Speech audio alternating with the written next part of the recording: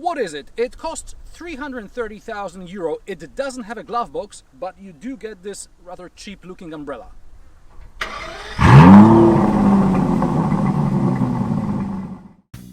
This is Aston Martin DB11, the successor to DB9. In Aston's lineup, it occupies a spot between the 911 rivaling Vantage and the range-topping Vanquish. But don't worry, because they all look the same, and the main difference is the price.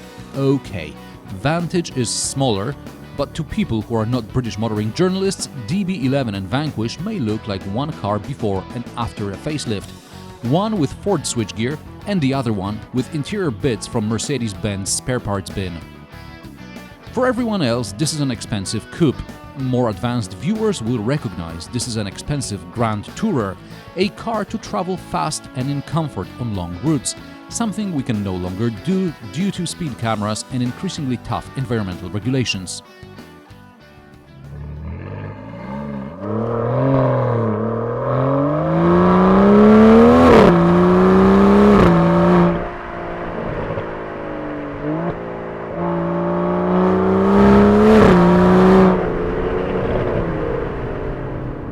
I'll spare you the James Bond angle, and I won't talk about carefree gentlemen traveling thousands of miles to spend money they won in a casino in Monaco on skiing on the glacier.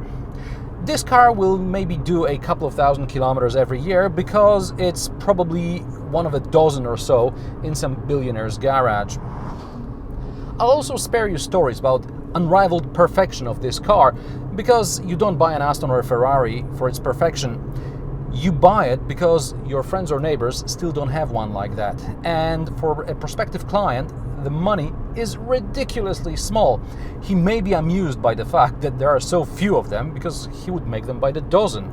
I mean, that startup guy, what's his name? Elon Musk, he made himself a couple of Teslas. How hard can it be? With this longish introduction out of the way, I'll let you feast your eyes on the car, which some of you may think about at night while lying in bed next to a woman whose hips used to be like Aston Martin rear wheel arches. Anyway, back to DB11. As far as the shape is concerned, Aston Martin has been perfecting the same proportions since 1950s DB2. But every one of those similarly looking cars has its little details which make it special. In case of DB11, I like the aerodynamic features like flaps on the bonnet, open front wheel arches or air intakes behind the C-pillars which let the air out through the boot lid instead of a spoiler. All this required significant effort, and it was aimed at gaining some tiniest aerodynamic advantage, but to me it just looks cool, and it's something you can point out to your buddy during a golf game. Poor guy still drives a DB9.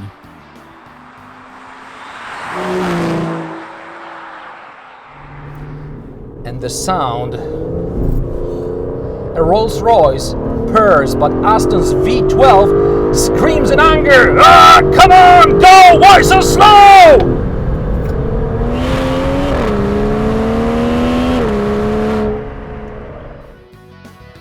The problem is that more than 600 horsepower and 700 Nm from the bi-turbo V12 is too much for the rear tires to handle.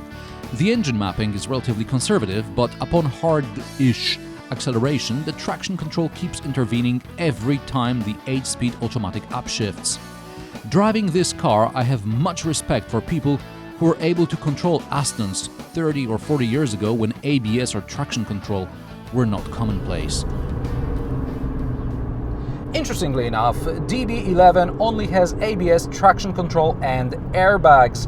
None of these safety systems like lane assist, emergency braking, or maybe departure warning, or attention monitor, nothing like that. An Aston owner doesn't have millions in his account because there was a safety net under the thin line he treads.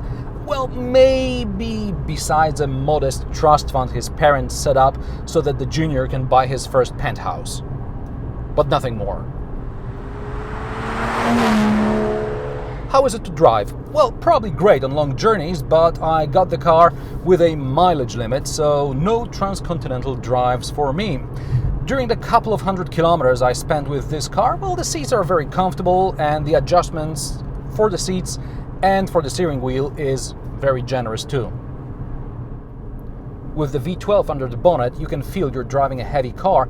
DB11 weighs 1800 kilograms or more, and long sweeping corners, they're a joy, but tight hairpins, not so much unless you want to drift and manhandle the car. The steering is pleasantly heavy, there is no nervousness, even as the traction control is fighting for grip. Angry screaming of the V12 is pleasant from time to time, but in the long run it becomes a nuisance. You can't even take off moderately fast from the lights or you'll attract everyone's attention. So if you want to try to keep a low profile, like it's going to be possible in this car, you're going to be overtaken by rusty Corollas. Cruising on the motorway at about 140 kilometers per hour in 8th gear, the Aston uses about 10 liters of petrol per 100 kilometers, like you care.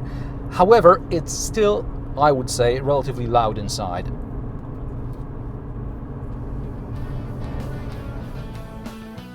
DB11 is Aston's first project together with Daimler. V8 engine is AMG sourced, while the V12 remains Aston's own design. Instead of outdated Volvo satnav, you now get an outdated Mercedes satnav. Good luck pressing those small touchscreen buttons. There is no haptic feedback. Buttons on the steering wheel feel cheap, but paddles are probably magnesium.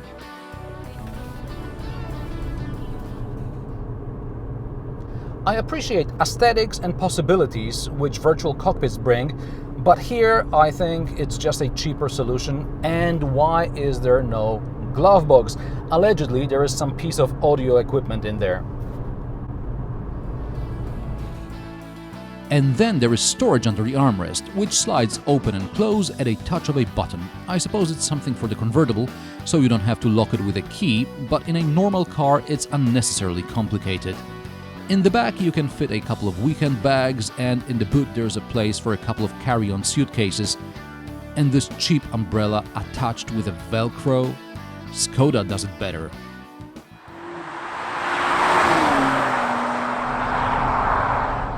But an Aston owner probably has a couple of people with umbrellas following him when it rains, and he probably never saw a Skoda. Well, maybe once from a distance when a plumber came to fix a sink on his yacht. Thanks to all of you who got this far. If you want to help me make better reviews and maybe go into something a bit different, support me on Patreon or PayPal. Links in the description below. And to close, a bit of Aston Martin trivia. If you wonder about the DB name, DB are the initials of David Brown, a British businessman who after World War II bought Aston Martin and Lagonda and helped Aston grow. Even if in my opinion, Aston survived mainly thanks to DB5 placement in the Goldfinger.